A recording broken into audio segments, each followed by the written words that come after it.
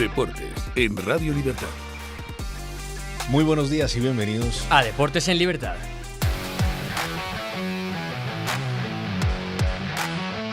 Buenos días, Guillo. Buenos días, Eric Gutiérrez. Bienvenido a este Deportes en Libertad después de un partido entre el Atlético de Madrid y el Real Madrid. Cuidado, Bueno, es un derbi, ¿eh? Hombre, fue un derbi. Sí. Este caso en Arabia. Comenzamos por ahí, por la Supercopa. El Madrid gana al Atlético de Madrid. Esa es la noticia. El Real Madrid vence 2-1 al Atlético de Madrid en el derbi árabe, podemos decirlo, de la Supercopa. Descafeinado, ¿no? Un derbi descafeinado donde se vio a los dos equipos faltos de oxígeno y también faltos de piernas en ciertos momentos de partido, sobre todo al final del encuentro. El Madrid abrió el marcador en el minuto 2 con un tremendo golazo de Federico Valverde de falta. Fuera del área, muchísimos metros para llegar a la portería de Jan Oblak, y eso fue un zapatazo donde Jan Oblak no pudo haber hecho nada, pero mejor que nos lo explique Thibaut Courtois, que estuvo dentro del terreno de juego y que seguramente desde su posición de portero vio cómo ese misil entraba en la portería del Atlético de Madrid. Que nada, un golazo desde mi posición, como la vi salir, dije, ¡juego, qué golazo! Es que yo lo veo muy recto, así que era golazo increíble. O sea, yo sé que Fede le pega de locos y bueno, es que al final nadie se esperaba que iba al efecto por fuera de la barrera, pero bueno, yo creo que él ha dibujado así, como los dibujos animados, Oliver y Benji, ¿no? Y nada, el golazo. Como Oliver y Benji, dice Thibaut Courtois. Bueno, luego en el segundo tiempo fue cuando Rodrigo aumentó el marcador en un mano a mano que tuvo contra Jan Oblak. Ya lo había intentado en la primera parte, fallando ese mano a mano que resolvió con la zurda, y ya después en el segundo tiempo aprendió y resolvió con la derecha y terminó anotando el 2-0 parcial para el Real Madrid. El descuento lo hizo Sorloth, que fue el jugador más peligroso del Atlético de Madrid en área contraria, ¿no? El que más intentó, con muchos remates de cabeza, muchos centros que hizo el Atlético de Madrid, pero al final el Cholo Simeone terminó sustituyendo a Sorloth faltando varios minutos para el final, y yo creo que ahí se ahogaron varias oportunidades, o digamos las esperanzas del Atlético de Madrid de poder empatar el partido. El Real Madrid tuvo que terminar el partido sin ningún defensa central, faltando 20 minutos. Xabi Alonso termina sustituyendo a Rüdiger y a Asensio, ambos por molestias físicas, y entra Mendy y entra Fran García. Al final, la línea defensiva del Real Madrid terminó siendo Valverde, Tchouaméni, Carreras y Mendy. Una cosa pues... Con Fran García también en el campo. Encima. Con Fran García en el campo, que terminó haciendo la labor como de extremo por izquierda. Una cosa pues completamente inusual en un partido de esta envergadura, ¿no? No deja de ser una semifinal, no deja de ser un derbi madrileño. Courtois volvió a ser figura. Courtois pues terminó haciendo varias atajadas para el Real Madrid para conservar el marcador 2-1 para los de Xabi Alonso. Este es el primer encuentro que le gana Xabi Alonso al Cholo Simeone, y pues bueno, se planta el Real Madrid en esa final. Más allá hablaremos de lo que pasó entre Simeone y Vinicius, pero por ahora les contamos que tendremos clásico en la final este domingo, Eric. Otro clásico, domingo 11 de enero a las 8 de la noche en el King Abdullah Sports City de Jeddah. Va a ser esa final, ese clásico. Madrid y Barcelona, que se enfrentan por 11ª vez en una Supercopa. Hay que remarcarlo esto. Ya van 11 veces que se han enfrentado. Digamos que los últimos partidos en esa final de Supercopa fue muy superior el Barcelona y ganó 2-5. Y el último clásico que ha habido ha sido esta temporada en Liga, que ganó 2-1 el Real Madrid, siendo bastante superior al equipo de Hansi Flick. Evidentemente el Barça viene de esa goleada contra el Athletic Club 5-0 en la semifinal, y el Madrid, como acaba de comentar Guillo, viene de ganar al Atlético de Madrid 2-1. Hay que decir que muchísimo más exigente para el partido del Madrid, para el Madrid, que el partido del Barça para el Barça. Evidentemente el Barça fue muy superior al principio y pudo descansar prácticamente durante toda la segunda parte. El Madrid hasta el último momento no pudo. Por parte del Barça, Ter Stegen vuelve a Arabia Saudí, no le pasa nada en la rodilla, eran simplemente unas molestias, y también parece que va a volver Kylian Mbappé de cara al partido del domingo. No lo explico yo, lo explica directamente Xabi Alonso. Mbappé viaja mañana y el partido será diferente. Kylian viaja mañana. Está mucho mejor, ha entrenado y él, las sensaciones son buenas y las posibilidades, pues como todos los que están en las convocatorias, las mismas para poder jugar. Pero no solo hay Supercopa este fin de semana, sino que también hay Liga. Hay Liga. Hoy comienza la jornada 19. Bueno, continúa la jornada 19, porque recordemos que esta jornada comenzó a principios del mes de diciembre con los partidos de los equipos que en este momento están jugando la Superliga. Pero bueno, hoy podemos decir que comienza la jornada 19 con el Getafe Real Sociedad a las 9 de la noche. Mañana tendremos Oviedo Betis a las 2 de la tarde, Villarreal a la vez a las 4:15, o Girona Osasuna a las 6:30 y Valencia Elche. Tenemos clásico, bueno, derbi valenciano, derbi regional de Valencia a las 9 de la noche. El domingo jugarán Rayo Vallecano contra Mallorca a las 2 de la tarde y Levante Español. Levante que viene de conseguir un muy buen resultado contra el Sevilla en condición de visitante, y Español que está siendo una de las grandes sorpresas de este campeonato. Ese partido se jugará el domingo a las 4:15 y el lunes termina la jornada con el Sevilla Celta de Vigo en el horario que no le gusta a nadie, ¿no? A ningún fan le gusta jugar el lunes a las 9 de la noche. Bueno, pues le tocó esta vez a los aficionados del Sevilla recibir al Celta de Vigo a las 9 de la noche el lunes. Pero para los que no les gusta el fútbol de clubes, también hay fútbol de selecciones. Se está jugando la Copa de África y comienzan los cuartos de final. Efectivamente, comienzan hoy los cuartos de final a las 5 de la tarde en el partido entre Senegal y Mali. Senegal, que parece que va a ser la favorita. Y vamos a hacer un poquito de dos jugadores destacados de cada partido de cada equipo, para que la gente tenga ganas de ver estos partidos, ¿no? Gente que todavía no se ha conectado a esta Copa África. A ver si me convence, Eric. No he visto ni un partido. Venga, vamos. Con ellos. En Valle, del PSG, por Senegal, extremo de 17 años, jugador más joven de meter un gol en la Copa África de la historia. Y por parte de Mali, Lassana Coulibaly, que parece que está siendo uno de los mejores jugadores de esta Copa África, el jugador del Lecce de Italia. A las 8 de la noche juega Marruecos contra Camerún. Marruecos que parte como favorita, también como anfitriona, con una Camerún que viene en alza. Recordemos que no está ni siquiera en el Mundial, pero que está haciendo una gran Copa África. Por parte de Camerún, Bryan Mbeumo, el delantero del Manchester United, es el que queremos destacar. Y por parte de Marruecos, Brahim Díaz, que lo conocemos de España, ¿no? Camerún juega con la necesidad de hacer algo bueno, ¿no? Total. Con su selección. Este partido sí lo veré. Este partido es muy, muy bueno.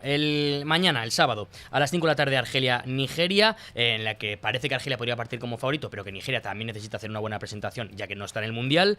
Por parte de Argelia, pues destacamos Riyad Mahrez, que es el típico, y Víctor Osimhen, también otro mítico, por parte de Nigeria. En Argelia, Lucas Zidane, ¿eh? Sí, Lucas Zidane, por cierto, creo que no le ha metido todavía ningún gol. Sí, sí. Hasta hace unos partidos no le había metido ningún gol y está haciendo unas grandes presentaciones. Evidentemente con Francia pues no iba a ir, decidió irse con Argelia y le está yendo bien. Por último, Egipto, Costa de Marfil, a las 8 de la noche, mañana también. Partido en el que parece que va a ser el favorito Egipto, pero que Costa de Marfil tiene mucho que decir, actual campeona y también clasificada al Mundial. Por parte de Egipto destacamos pues evidentemente a Mo Salah, el faraón, y por parte de Costa de Marfil queremos ir por otro perfil, Amad Diallo, el jugador también del extremo del Manchester United, que está haciendo buena temporada y que también está haciendo muy buena Copa África. Ya terminamos con lo que se va a jugar y vamos con lo que se ha jugado, porque el PSG es campeón del sextete. Sí, es campeón del sextete. Ojo, en una temporada donde podía ganar el septete. Totalmente. Y hay que hacer esa aclaración porque el Paris Saint-Germain no ganó el Mundial de Clubes. Pues bueno, termina ganando la Supercopa de Francia al Olympique de Marsella, que casi se le escapa de las manos. Recordemos que el PSG, bueno, marcador final 2-2. El PSG empieza ganando el partido con un gol de Dembélé en el primer cuarto de hora. Luego en el segundo tiempo Greenwood lo empata con un gol de penalti en el minuto 73. Y ya es en el 88 cuando Pacho, el jugador, el defensa ecuatoriano de el Paris Saint-Germain, se anota un autogol y termina poniéndose en ventaja el Olympique de Marsella. Tuvo la oportunidad el Olympique de Marsella de anotar el 3-1 en una ocasión que desperdicia a Aubameyang, jugador que estuvo en el fútbol español, en el Fútbol Club Barcelona, pero termina desperdiciando la oportunidad y cuando no los haces muchas veces los ves hacer, y así fue como sucedió, porque en el 90+5 es Gonzalo Ramos, el jugador portugués, que termina empatando el partido y el trofeo se lo lleva el Paris Saint-Germain de Luis Enrique en la definición desde el punto penalti con un resultado de 4-1. Otro trofeo para Luis Enrique, año espectacular para el Paris Saint-Germain, donde yo creo que supera las expectativas de lo que esperaban los jeques cataríes en el conjunto parisino. Y ahora sí cambiamos de deporte porque nos vamos a hablar de baloncesto, nos vamos a hablar de la Euroliga. Vamos con la Euroliga para finalizar. El Valencia Basket perdió contra el Mónaco 92-101. Se corta esa buena racha de los valencianistas, que los 18 puntos de Cameron Taylor y los 17 de Darius Thompson no pudieron frenar.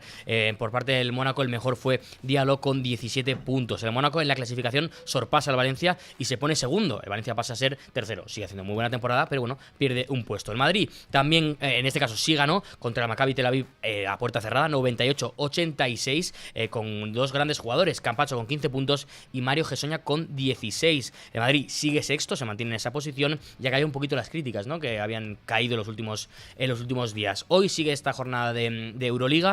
Liga, con el partido entre el Baskonia y el Lyon Villauban, dos de los peores equipos de la competición. Hay que decir que el Baskonia está en el puesto 17 de 20 y el Lyon Villauban en el 19. Y también a las 8:30 se jugará el Barcelona contra el Partizan. Barcelona, que es uno de los mejores de la competición, está en estos momentos quinto, contra el Partizan, que está 20º, es el peor equipo de esta Euroliga hasta el momento. Muy favorito, evidentemente, el equipo de Barcelona, equipo catalán. Hasta aquí las noticias y nos vamos a hablar con Pedro Pablo Parrado en su sección A Balón Parrado. Buenos y deportivos días por la mañanita, amigos de Deportes en Libertad. Ya tenemos otro clásico, muy lejos de España, bueno, en Arabia Saudí.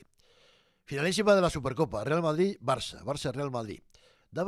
Era sorprendente hoy ver el estadio donde se jugó el partido. Quizá los aficionados, los árabes, animan más al Madrid que la propia afición del Bernabéu. O sea, es sorprendente lo que he vivido hoy, 55.000 personas animando al Madrid en este campo, en Jeddah, vamos a decirlo así, y al final, bueno, pues el Madrid ganó el partido, dominó el Atlético, pero goleó el Madrid, o la pegada la tuvo el Madrid, y ahí está la diferencia, ahí está la clave. Sobre todo el partido cambió el primer minuto de partido. Una falta, lanza un trayazo Valverde desde fuera del área, falla la defensa incomprensiblemente la barrera del Atlético, y Oblak también, y al final se la clava, y ahí ya cambió el partido. Luego apareció una contra de Rodrigo.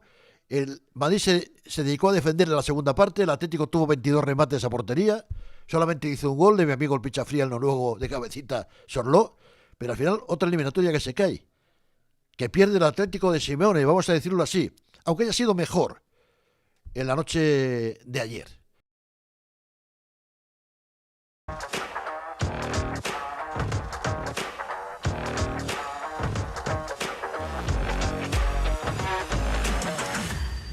Pues eso tenemos en la tertulia, ¿no? Victoria del Madrid y a Sandro Meco. Y tenemos a Sandro Meco. ¿Qué tal, Sandro, chicos? Un placer volver a coincidir con los Llegamos, dos. ¿no? Llegamos. Sí, señor. Que igual queda un poco raro en plano ese saludo. Sandro, cuéntanos, ¿cómo viste el partido? Lo vi, lo vi mal. Es cierto que lo que vimos en el campo y lo que fue el resultado fueron dos cosas totalmente distintas. Creo que el Atlético de Madrid dominó el partido claramente y que, bueno, pues que el Madrid tuvo esa pegada. Creo que el Madrid, fíjate, se vistió de Atleti en los derbis y también de Madrid. Es decir, en los últimos derbis hemos visto como el Atleti metía primero y se cerraba. Pues esta vez ha sido al revés. El Madrid ha metido primero y se ha cerrado, pero a diferencia de otros encuentros en los que el equipo contrario ha podido empatar o remontar, en este caso quizá pues eso, la pegada del Madrid, que es así que es legendaria y está asociada precisamente al Madrid desde hace años, pues ha sido lo que ha determinado el choque. Pero es cierto que las sensaciones no son buenas en absoluto. El Atlético de Madrid dominó sin ser bueno. O sea, recordemos que porque no hace un partido espectacular. El partido del Atlético de Madrid no fue espectacular. Además, el Real Madrid juega con fuego, porque el Real Madrid en esta temporada ha demostrado que defendiéndose en el área no es tan bueno como el Madrid de Ancelotti, que se sentía muy cómodo en el área. Sí, aquí el Real Madrid de Xabi Alonso se siente cómodo es presionando arriba y cuando el equipo contrario está en su propio terreno, no cuando está en terreno propio. Entonces, jugó con fuego el Real Madrid y en cualquier momento esperábamos que el Atlético de Madrid lo empatara. Y yo creo que da un poco de ventaja el Cholo Simeone cuando retira a Sorloth del terreno de juego, porque el Real Madrid terminó jugando sin defensas centrales de estatura, por así decirlo. Totalmente. Yo es que ese cambio de Sorloth es cierto que, bueno, es el típico que haces porque tienes que delantero por delantero, está cansado, pero sinceramente tienes que empatar.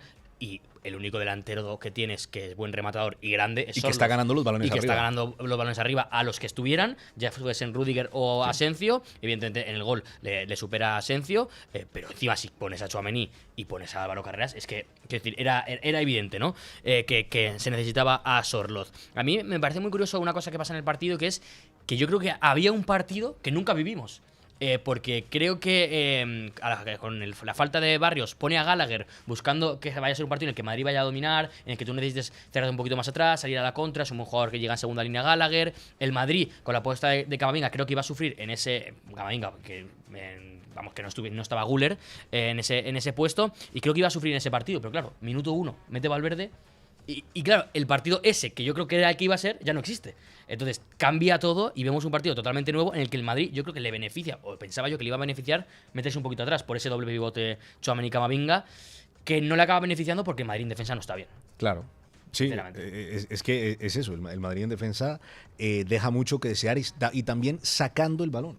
Sí, porque Sí, no, está claro. Madrid no vimos está bien. muchísimas ocasiones en las que desde la defensa se tiraba ese patapum para arriba que tanto conocemos y no había una forma en la que el Madrid pudiera sacar el balón ni con Tchouaméni ni con Camavinga. Estoy totalmente de acuerdo, creo que el Madrid tiene problemas en defensa y sin embargo, lo que me parece más curioso es que para mí el mejor jugador del Real Madrid ayer fue Rüdiger.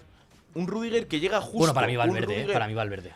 Vale, ok, pero quiero decir, un Rüdiger pongámonos en la situación. Rüdiger llega justo al partido, tiene que empezar de inicio y cortó todo. Sí. Es verdad que no tiene el despliegue, nadie en el Madrid lo tiene de hecho, el despliegue físico que tiene Valverde, pero es que en los momentos en los que se entró por el lado de Rüdiger es que no pasó un solo balón, es que no se notaba que Rüdiger venía de una lesión. Entonces, sí, los problemas están ahí, sí que es verdad. Ahora la defensa del Madrid es un cuadro y veremos qué ocurre. Pero bueno, por sacar un poquito de luz, sí que es verdad que Rüdiger es un jugador que está demostrando que independientemente de lo que le ocurra, rinde y muy bien. Y que lleva casi toda la temporada tomando analgésicos para No, no, el dolor, Rüdiger para el dolor está de tieso. rodilla, O sea, sí. está tieso. Sí, Rüdiger pero es- estoy de acuerdo con Sandro en que a lo mejor el mejor jugador del Real Madrid, Rüdiger, yo le sumaría a Courtois, que Courtois Bueno, fue por supuesto, fundamental. por supuesto. Un día más, Y ¿eh? le, Sí, doy, sí, sí. le doy la razón a Eric en cuanto a que Valverde hizo un muy buen partido, no tanto para ser el mejor del Real Madrid, pero sí destacó que ganó ese duelo personal con Baena. Yo creo que Valverde le ganó el Esa duelo fue la personal. Es a que Baena, para sí. mí la demostración de cómo estuvo el Madrid en la parcela izquierda de la defensa y la derecha es que es abismal. Por la derecha entraba, o sea, por la izquierda, perdón, por la parte de Vinicius, que no defendió prácticamente ni una jugada, y Carreras, que bueno, tenía un 2 contra 1 constante y era muy difícil, le entraban constantemente. En cambio, por Valverde vi muy poco centro. Es cierto que Ruggeri no tiene la proyección que tiene, por ejemplo, Llorente. Y que Llorente hace muy buen partido. Pero es que Llorente también, hace muy buen además. partido, partido tras partido, quiero Sí, decir. sí, sí, sí. Es que siempre hace buen Y partido. sobre todo pero que cuando no tiene solo- enfrente a Vinicius. Sí. Claro, pero que sobre todo. Sí, además cuando no Vinicius no está solo- bien. No es solo porque el Madrid no haya estado bien en defensa, sino que es que encima Llorente estuvo bien llegando al área. Pero a lo que me refiero es eso, que yo creo que Valverde estuvo tan bien porque es que ves la diferencia entre una banda y la otra. Y es que por la izquierda entraban constantemente. O sea, Sí. de verdad, era Sí. constantemente.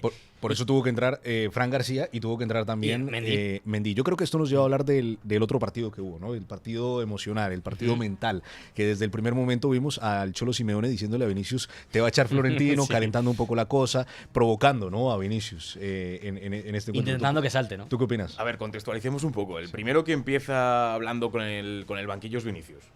Diciendo, mira, no, ahora te van a pitar penalti. ¿Que la respuesta de Simeone puede ser exagerada? Sí, lo es. Pero al final, por un lado, es estratégica y funciona, porque además lo estaban comentando ayer, que Vinicius juega muchos partidos dentro de un partido. Sí. Y es que es cierto, es que ves como Vinicius se va totalmente del partido y de hecho, un encuentro más de lo que se habla de Vinicius no es de lo que ha ocurrido en el campo, de lo Ya. puramente futbolístico, sino de lo que ha ocurrido después. Entonces, ¿que yo estoy de acuerdo con la respuesta de Simeone? No, pero también creo que son ganas de meterse en una guerra, pues que es innecesaria. Yo compro, o sea, quiero decir, yo compro lo que se vio ayer. ¿Que es precioso? No. ¿Que deberíamos decir el fútbol pulcro no debería hacerse estas cosas? Vale. Pero es un derbi. Y funciona, y funciona. Oye, y hay estos piques y hay estas cosas. A mí, yo compro. Yo doy unos matices. Sí, Ya sé por dónde vas. yo compro la actitud de Vinicius siempre, porque esa es su actitud y ese es su estilo de juego. Sí, yo compro también la actitud de Simeone, porque pues al final termina respondiendo a otro jugador que también te está provocando. Pero no provoques si no te gusta que te provoquen. Esa Sí, es la el Cholo clave. Simeone, yo creo que todos sacaron a relucir la frase de Simeone cuando Courtois celebró el gol del Real Madrid en alguna ocasión en el Estadio Metropolitano diciendo que no se debe provocar. Pues bueno, o sea, aquí te tocó provocar a ti y ese es el fútbol. Pero lo mismo por Vinicius. Si sabes que entras en estos partidos, cállate. O sea, no digas nada y cállate. ¿Quién gana? Ya nos Barça o callamos Madrid. nosotros. ¿Quién gana? Barça o Madrid. El ¿Sandro? Barça. ¿Y yo? Empate. ¿Empate? ¿Eso es una final? Siempre hace lo mismo, siempre hace lo mismo. Empate a los penaltis. Yo creo que gana el Barça y además bien ganado. Creo que le van a meter un 4-1. Lo comentaremos el lunes después de ese clásico aquí en Deportes en Libertad, como todos los lunes.